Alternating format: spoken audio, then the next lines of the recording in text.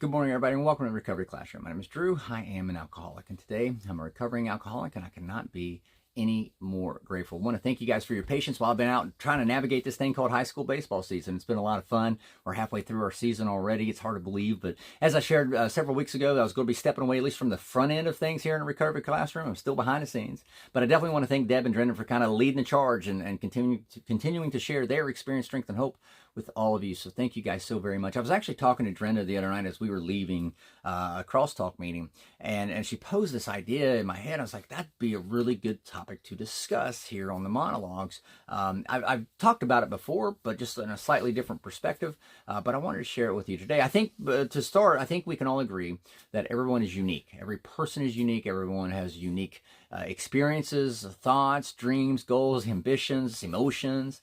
We're all different people. I think everyone can agree with that. And I think we all, therefore, I think we all recover differently too. I hear it all the time. I'll go into a room and somebody will say, a newcomer will say, well, I'm getting sober for my wife, or getting sober for my kids, my family, my job, whatever. I know because I said that myself. And it wasn't until I came to realize that I needed to get sober for me, not for other people, not by other people, but for me. And if I'm trying to get sober for other people or by other people, my chances for success diminished greatly, drastically, I might add. And that was one of the biggest challenges for me to learn, is trying to get sober for me and not by other people. That's something that absolutely just chaps my ass for sure. But let me say this, and I've said this 1,000 times.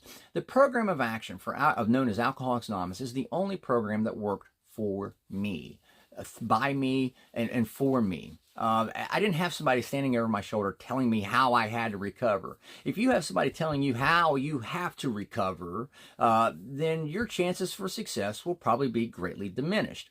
Likewise, we can also set ourselves up for failure when it comes to recovery. What will happen is we'll walk into a room and we'll sit and listen, and we'll go, okay, yeah, I know I have my life experiences, and then I'm listening to somebody else and I start going, well, damn, I'm not as bad as that person, or I didn't do that stupid shit, or maybe I didn't have that happen to me.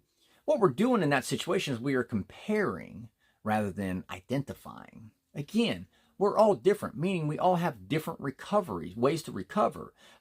Sure, again, there are some similarities, absolutely. There are similarities within our stories, but our recovery stories are all unique. Our stories in the madness are all unique. Similar, but definitely unique. And so we'll go into a room and we'll sit and listen to somebody and we'll go, oh, well, I'm not that bad yet, or I haven't done that yet.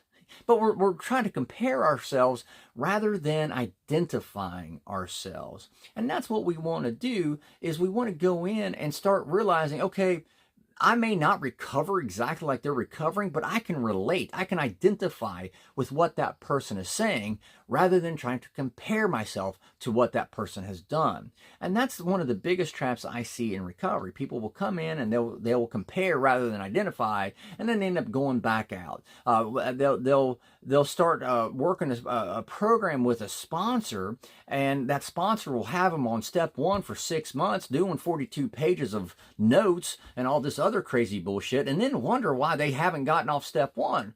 Because you're still on fucking step 1. You need to learn to admit that you just can't take that first drink or first drug. When you try to recover for other people and by other people, again, you're setting yourself up for the possibility of a catastrophic failure, of a relapse, to be honest, if I'm being blunt. We need to learn to stop comparing ourselves to other people. Stop comparing the way I recovered to the way my sponsor recovered. He's a different person. He has different experiences. Sure, we may have some similarities, but they're fundamentally at the very smallest scale, we're all still different. Sure, I can identify, but I don't have to compare. And that's one of the biggest traps that I see for newcomers coming into the rooms, is they want to compare rather than identify. I want to encourage you, find a group of people where you can identify with what they've gone through. Maybe not exact, and again, you can't expect it to be exactly the same. After all, we are all different.